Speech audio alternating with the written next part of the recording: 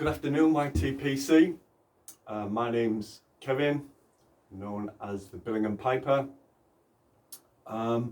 This is an introductory video. It's taken me quite a while to build up the courage to put this online, but here we go. We'll see how it goes. In terms of pipe smoking, I've only really been doing it sort of 5 months now. I started off going back probably 35 years now, kind of smoking cigars and thinking, you know, I was the kind of the big man smoking my King Edward's Invincibles and thinking how great it was. Then I guess I kind of progressed onto discovering sort of Cubans, non-Cuban cigars, and then that's when I guess it kind of started to get a little bit more expensive. So in terms of my journey on pipe smoking, as I say, probably 4, 5, maybe 6 months maximum now. How did I get into it?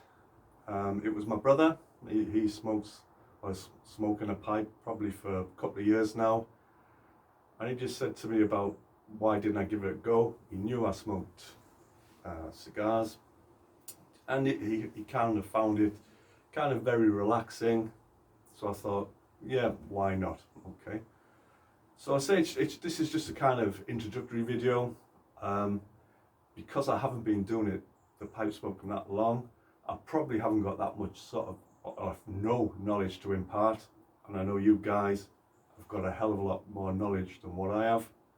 I have spent many hours watching pipe videos on YouTube, starting off with Mutton Chop Piper, spending, I say, many an hour watching those and staying up till the early hours of the morning, and then Northeast Piper, Token Tommy, and various other guys who I've kind of been watching and just kind of getting some experience from, and to take me kind of through this journey.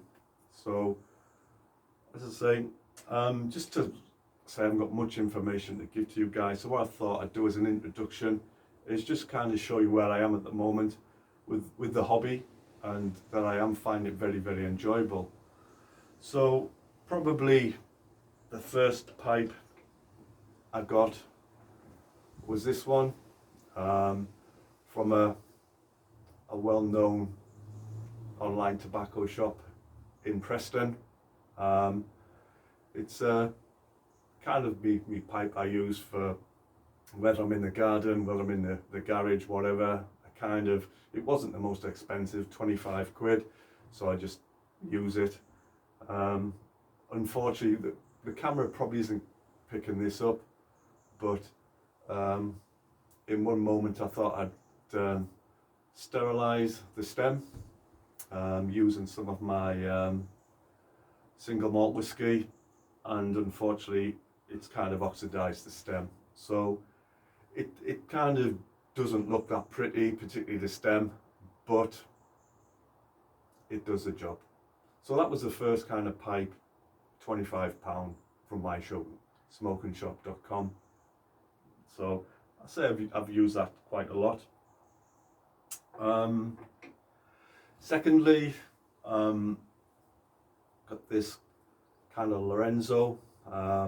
This was a present from my wife 3 or 4 months ago. So yeah, it certainly looks a bit different, and it certainly gets a few looks when I smoke that in the beer gardens. It gets people's attention.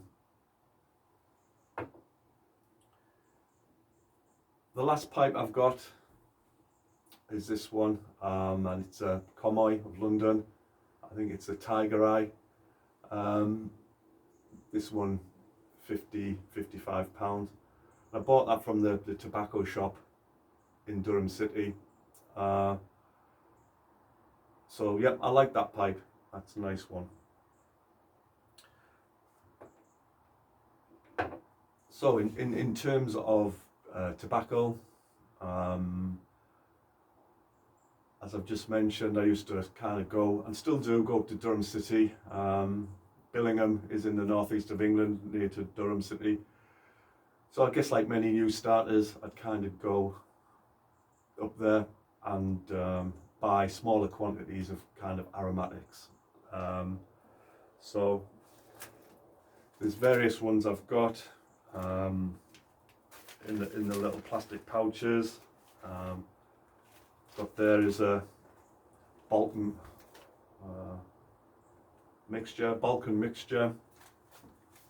Another one there is the black cherry. Another one there is a kind of whiskey flavoured one.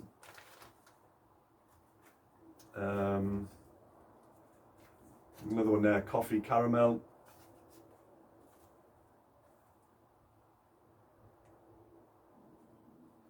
P&R, not quite sure what that one is.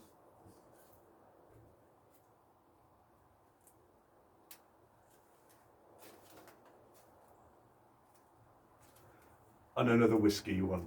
So over the months, I say, I've just been buying smaller quantities of these flavoured tobaccos. One thing I am finding, and I guess it's because I'm only quite new, is that I'm not kind of picking up the flavours, which I was finding a bit frustrating when I listened to you guys talk about the different flavours, and this all seemed to smoke very samey. I think I'd sent Northeast Piper something along those lines about my frustrations, and I think it's a case, hopefully, of my taste buds developing more I do the hobby. So, yep, okay, but I say I certainly wasn't picking up a lot of the different flavours. I guess one of the other frustrations I had, and I guess a lot of people go through, is keeping the pipe alight without going through kind of 3 canisters of gas for one smoke. I'd like to think I've got that right. There's only a sort of few times I'm having to relight the pipe, so that's a positive thing. In terms of other tobaccos that I have purchased, I've got 2 tins of special double-in mixture. I was a bit unsure of this. This was I think it's made by the Scandinavian Tobacco Group. And last year I was in holiday in Iceland, coming back home through the airport, and I've picked up a couple of big tins of that. I haven't actually smoked that yet, so I'm not really knowing what to expect. I've just had a quick look online, and I don't think the reviews were particularly good for this one. Kind of 2 out of 5, but I guess we all have different tastes, so that one's yet to be smoked. Rattay's Red Rapparee. I've smoked a couple of these, and I've really enjoyed that one.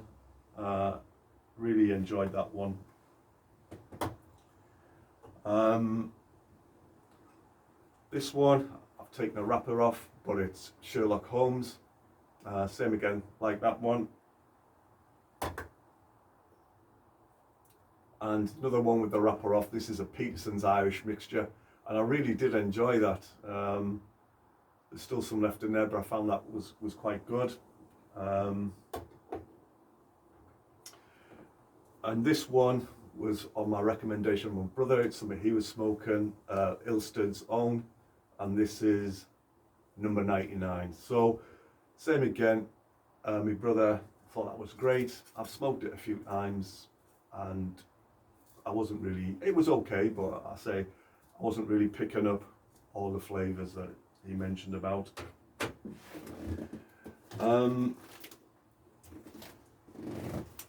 Also got St. Bruno, so over the counter. It's bought from Asda, and that's okay. I don't mind that at all.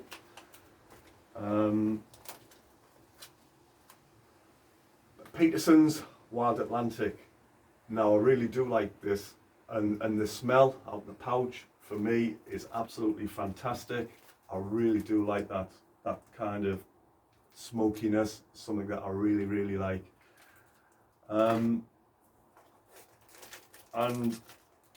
also Clan.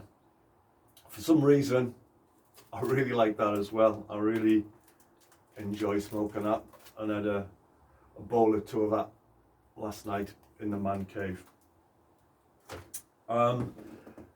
Last, from a tobacco point of view, is a biggish jar full of absolutely all sorts in there. I've even put part smoked Cohiba in there as well, so God only knows what that's going to come out like. I haven't been brave enough to actually smoke that yet, so that is just an absolute mishmash of all sorts. Probably a lot of the aromatics that I've bought in small quantities that I've put in there that I just felt as though they were better off just being mixed up. So we'll wait and see what that one comes out like. I might give it a try in the next couple of days and see how it goes. Okay guys, so I say this was just very much an introductory video, and as you can see, you know, I'm very much on the early stages of this. I'd just like to thank the guys who I've been following and subscribing to, a few people, for the information. Looks like a fantastic bunch of guys out there with a hell of a lot of experience. I'd like to think that I'm in this for the long haul, and it is getting addictive. I kind of spend a lot of my time after work going on the internet, YouTube, etc., looking at pipes and one thing and another. One question I would like to throw out there before I do actually wrap up and stop rambling and talking rubbish probably, and hoping that this is actually recording. I've been looking at estate pipes, so going on YouTube, on eBay, and looking at pipes, second-hand pipes, estate pipes as they're called. I was just trying to get some feeling from you guys out there whether you think it's worthwhile doing that. I have got some kind of woodworking skills, and I've done French polishing, etc. I'll be totally honest, initially when I first started looking at it, I was a little bit, the thought of somebody else's pipe that they've had in their mouth was a little bit, sort of messed with my head a little bit. But obviously there's some sound financial reasons for going down that route. So I'd just to get some views from you guys, what you think, whether it's worthwhile pursuing or not. Okay, well, thank you very much. Hope for listening. If there is anybody listening, look after yourselves, take care. And just what I would like to say is, guys, particularly, something that's close to my heart, mental health, guys, if you're feeling unwell, something doesn't seem right, please ask for help. And I can speak from several personal experience. It's very difficult to do, but once you do it, you'll be so glad you've done it. Okay, so take care, have a great week, and hopefully I'll build up the courage to do another one of these. Thanks.